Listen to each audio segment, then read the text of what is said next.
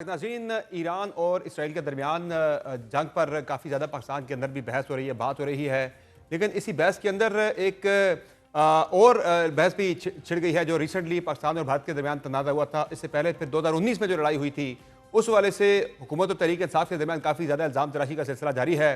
और हुकूमत मौजूदा जो है वो कह रही है कि तहरीक इंसाफ ने जो अभिनंदन को वापस किया था, भारतीय पायलट को, वो एक सरेंडर था। तो आज हम जानने की कोशिश करेंगे कि किन सर्कमस्टांसेस में पाकिस्तान ने अभिनंदन को वापस किया था, और साथ साथ नाज़रीन जो पाकिस्तान तहरीक इंसाफ ने एक सियासी जंग हुकूमत के साथ छेड़ दी है, उस पर बात भी करेंगे। चूंकि 22 तारीख को पाकिस्तान तहरीक इंसाफ एक पहला एहतजाज करने जा रही है, हुकूमत के खिलाफ अपनी तहरीक बाज़ाब्ता शुरू करने जा रही है। तो बात करके हमारे साथ मौजूद है फवाद चौधरी साहब। बहुत शुक्रिया फवाद चौधरी साहब, आपने ज्वाइन किया प्रोग्राम में। ये बताइएगा सबसे पहले कि जो इस वक्त एक जंग जारी है ईरान और इसराइल के दरमियान, डोनाल्ड ट्रंप ने फिर से कह दिया कि वो सालिस बनने के लिए वो आगे हैं, सामने वो कह रहे हैं कि मैं करवा दूंगा बातचीत, दोनों के दरमियान अमन करवा दूंगा। तो आपको लग रहा है कि ये दोनों को मैं सीज फायर करवा पाएंगे डोनाल्ड ट्रंप यहाँ पर, या मुश्किल है? यहाँ पे तो उनका काफी जानबदारी का उन पर इल्जाम भी लग रहा है। देखिए, अगर डोनाल्ड ट्रंप करवा सकें तो इससे अच्छी बात तो कोई नहीं है, क्योंकि सच्ची बात तो ये है कि हमारी तमाम तर हमदर्दियाँ ईरान के साथ हैं। हम चाहते हैं पूरी मुस्लिम दुनिया ईरान के साथ खड़ी है। लेकिन अगर आप गुज़िश्ता 3-4 साल के इवेंट्स देखें, तो ये मामला जो है वो इतना आसान नज़र नहीं आता ईरान के लिए। उन्होंने देखे ना, पहले सबसे पहले इज़राइल ने सलमानी साहब को शहीद किया, ईरान कुछ नहीं कर सका। हसन नसरुल्लाह साहब को शहीद किया, ईरान कुछ नहीं कर सका। उन्होंने हिज़्बुल्लाह को, आपको आपको याद होगा जब पेजर बॉम्ब्स जी हाँ। फटे थे और सारी जो फाइटर्स थे वो सारे बेचारे जो हैं वो उनमें कई इनकैपेसिटेट हो गए, शहीद हो गए, ईरान से कुछ नहीं हुआ। लेबनान की जो रेजिम है चेंज हो गई, सीरिया रेजिम चेंज हो गए, बशर अल असद चले गए। अब एक्चुअली स्ट्रैटेजिक डेप्थ जो इज़राइल की है ईरान से वो बहुत ज़्यादा है। और इस वक़्त जो सिचुएशन है वो यही है कि इज़राइल के लिए ईरान पे हमला करना आसान हो गया है, ईरान के लिए जवाब देना आसान नहीं रहा। और मैं पहले भी इस जंग से सिर्फ़ 48 मेरे ख़्याल है 48 घंटे पहले मैंने ये ट्वीट की थी और मैंने ये कहा था कि ईरान को चाहिए कि डील एक्सेप्ट कर ले। क्योंकि देखिए, जो सिर्फ़ जो न्यूक्लियर वेपन है, उसके ऊपर सिर्फ़ अमेरिका का कंसर्न या इज़राइल का कंसर्न नहीं है। पूरा जीसीसी पूरी दुनिया ही समझिए कि इस बात के ऊपर कंसेंसस है कि ईरान के पास एटमी हथियार नहीं होने चाहिए। तो जब ये एक आपकी आलमी सतह के ऊपर जिस किस्म की सिचुएशन थी, ईरान को उस वक़्त ही डील एक्सेप्ट कर लेनी चाहिए थी। अब लेकिन मेरा मेरा हंच ये है कि जिस तरह अमेरिका ने बहुत कोशिश की नेतन्याहू को रोकने की कि गज़ा को में बमबारी बंद करे, पूरी यूरोपीय यूनियन ने, पूरी दुनिया ने कोशिश कर ली, लेकिन उसने वहाँ पे सीज़ फायर नहीं जी हाँ। किया जब तक हमास को बहुत नुकसान नहीं पहुँचा लिया। Now my hunch is and I want कि मैं गलत हूँ और प्रेज़िडेंट ट्रम्प की बात को वो माने। मुझे ये लगता है कि वो सीज़ फायर इतनी जल्दी नहीं करेंगे और चलिए। ये प्रॉब्लम जो है वो आगे बढ़ेगी। अच्छा फवाद साहब, ये बताएं कि चलिए ये तो मामला हो गया ईरान और इसराइल की जंग का, एक पाकिस्तान और इंडिया की जंग। एक तो अभी रिसेंटली हुई है, एक 2019 में हुई थी आपके दौरे हुकूमत में।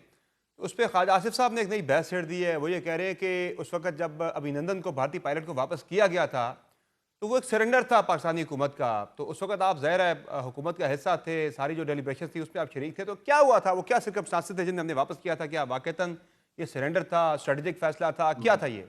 और नहीं, बिल्कुल, पाकिस्तान की बहुत बड़ी कामयाबी थी। ख्वाजा आसिफ साहब तो 1971 के साने के बारे में उनके ख़्यालात क्या हैं, 1965 की जंग के बारे में उनके ख़्यालात क्या हैं, कारगिल के बारे में उनके ख़्यालात क्या हैं, वो उनके और ये जो बाहर बैठे हुए ट्रोल्स जो पाकिस्तान की फ़ौज के बारे में बातें करते हैं, नून लीग में नवाज़ शरीफ साहब हो गए, ख्वाजा आसिफ साहब हो गए, इनके ख़्यालात उनसे मुख्तलिफ तो नहीं है। ये तो एक सियासी तौर के ऊपर ठीक है, इस वक़्त एक anti PTI, anti Imran Khan एक नैरेटिव है, एस्टैब्लिशमेंट वो को बेचा जा रहा है जो बिक रहा है। और एस्टैब्लिशमेंट भी जो है वो सिर्फ मुखालफत में जो है वो हर जगह हम्म। के ऊपर क्रॉस कर गई है बातें, वरना अदरवाइज इनके ख्यालात यही हैं जो ये एक्सप्रेस करते रहते हैं। Hmm. Fact of the matter is कि जो अभिनंदन जो है उसको वापस करके पाकिस्तान ने ना सिर्फ कि अपनी कामयाबी को हम्म। रीअश्योर कर दिया, बल्कि जंग को भी खत्म करा लिया। अगर हम्म। हम उसको वापस ना करते, ये जंग बढ़नी थी। सही है। पाकिस्तान के और हिंदुस्तान के दरमियान उस वक़्त 9 शहरों के ऊपर हमला मुकम्मल तौर के ऊपर प्लान हो चुका था सही। और अगर वो हमला होता तो उसमें हज़ारों जानें जाती और ज़ाहिर है कि पाकिस्तान में इमरान खान पहले ही कह चुके थे कि वो हर सूरत में रिटेलिएट करेंगे और उस रिटेलिएशन के अंदर जो है वो फिर और हमने हज़ारों जानें जो हैं वो बचाई और अभिनंदन को वापस करके पाकिस्तान ने आलमी तब दुनिया भी में भी रोल अपना डोनाल्ड ट्रंप का ही था ना उस वक़्त भी, जो आज उनका जी, रोल है? उस वक़्त भी डोनाल्ड ट्रंप का बड़ा मुस्बत रोल था और उन्होंने हिंदुस्तान को रोका पाकिस्तान के ऊपर जो है वो एक्सेसिव फ़ोर्स इस्तेमाल करने से और पाकिस्तान से दरख़्वास्त की कि हिंदुस्तान के पायलट को अगर वापस कर दिया जाए तो ये अमन के लिए बेहतर होगा। सही है। सो I think Pakistan took the right decision. अच्छा, फवाद साहब ये बताएं कि ये तो हो गया चले बाकी पाक भारत जंग और ईरान इसराइल जंग की, एक हुकूमत और पीटीआई के दरमियान भी एक वो जंगी कैफियत जो है वो लगता है पैदा होने जा रही है। गंडापुर साहब तो आजकल काफ़ी ज़्यादा सख्त बयान दे रहे हैं। तो क्या समझते हैं आप, ये तहरीक इंसाफ किस तरफ जा रही है? 22 को तो उन्होंने मुकामी सतह पर एहतजाज का कह दिया है। क्या लग रहा है ये टेस्टर एक छोड़ेंगे, पहले देखेंगे कि अवाम निकलती है नहीं निकलती, मोमेंटम चेक करेंगे अवाम का? देखिए, ज़ाती तौर पे मेरी तो इमरान खान साहब से 3 मुलाकातें हैं हुई पिछले महीने। मेरी दरख़्वास्त तो यही थी कि देखिए हम मिलिटेंट नहीं हैं। पीटीआई के लोग बंदूकें उठा के पहाड़ों पे नहीं चढ़ सकते। हमें स्पेस क्रिएट करनी है। पॉलिटिशियंस जो हैं, वो स्पेस क्रिएट करते हैं और फिर उस स्पेस में अपनी जो पॉलिटिक्स है वो कर नून लीग को अगर आप देखें तो उनको ये क्रेडिट जाता है। उनको भी एस्टेब्लिशमेंट के उस साथ उनकी कोई स्पेस नहीं थी, लेकिन उन्होंने अपनी स्पेस क्रिएट की। हम्म। और हमें भी अपनी स्पेस जो है वो क्रिएट करनी चाहिए और उसके लिए अपोजिशन अलायंस बहुत अहम था। अगर अपोजिशन अलायंस बने और मौलाना फजलुर रहमान, जीडीए, मौलाने अपने नईमुर रहमान साहब ये सब लोग इकट्ठे हों तो फिर एक मामला जो है वो मुख्तलिफ होगा। मेरी तो खान साहब के साथ और आपके प्रोग्राम में भी जिस तरह मैंने जी हाँ। बताया, मेरी सिचुएशन तो बार-बार जो है वो यही थी।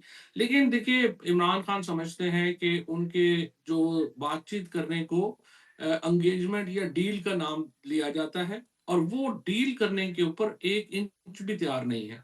सो वो जो कन्फ्रंटेशन कह लें या आप कह लें कि वो एक मुजाहमत बराह के रास्त उसे कहा जाए। मुज़ाहमत के उस दायरे में है और बाकी सारी चीज़ें उससे जुड़ी हुई हैं। लेकिन जो फवाद साहब, जो पीटीआई की जो जो जो जो बात आप कर रहे हैं कि एक अलायंस इफेक्टिव बनाना चाहिए था अपोजिशन की जमातों के साथ, वो ट्रेन तो पाकिस्तान तहरीक के साथ मिस कर चुकी है। मौलाना फजल रहमान भी अब शायद तहरीक के साथ कोशिश कर भी रहे, वो तहरीक के साथ के साथ नहीं आएंगे।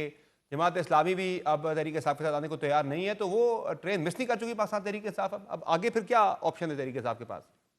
नहीं, लोगों पे डिपेंड करता है। आज भी इमरान खान अगर मेरी ज़िम्मेदारी लगाएँ और कुछ और लोगों को दें असद कैसर साहब को दें, हमें दें और हम अलायंस भी बनवा देंगे, बातचीत भी शुरू कर देंगे।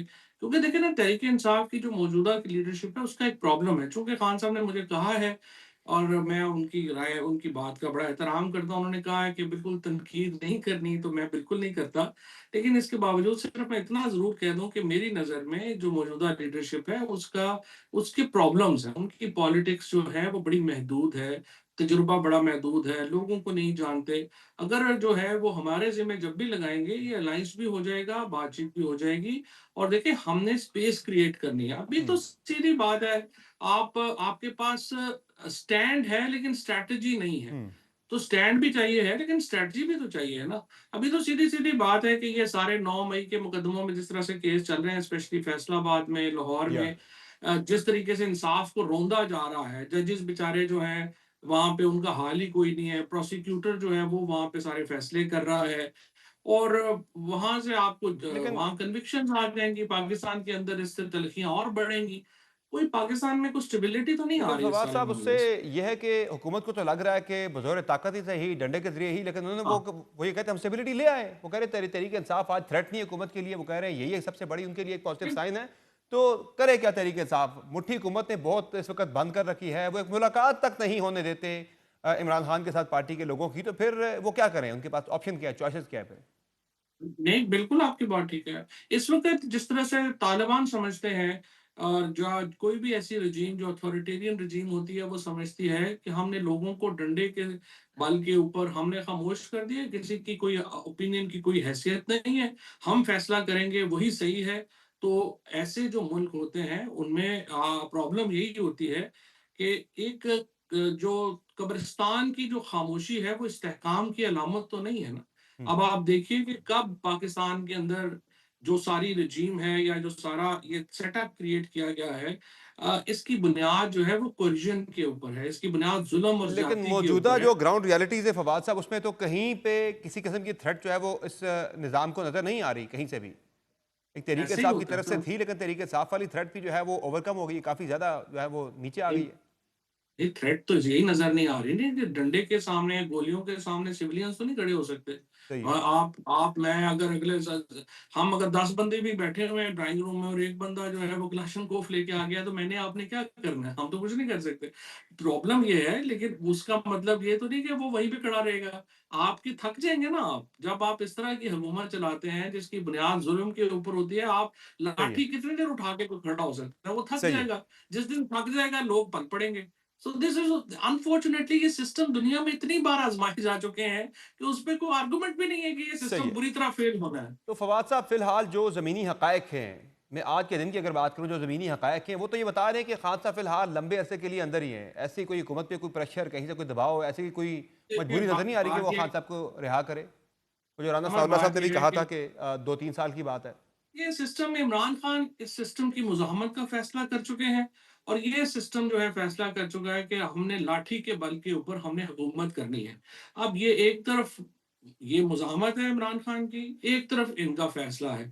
It can be long term, it can be short term, but लेकिन मुझे आपको कोई इसमें गेस नहीं है कि कितनी देर ये चलेगा। तो वो जो ख्वाजा आसिफ साहब बात कर रहे हैं कि जो है तहरीक इंसाफ अब मुतबादिल क़यादत सामने लेकर आए, वो क्या ये हुकूमती माइंडसेट के की यानी कि क्या रिफ्लेक्ट कर रहा है कि वो -1 की तरफ कोई एफर्ट हो रही है, ताज़ा कोई अब तो तैयारी? इमरान खान है और लोग हैं, तो माइनस इमरान खान क्या होगा? मतलब जब पीटीआई है ही नहीं, तो आप माइनस नई लीडरशिप कहाँ से हम्म। लाएँगे?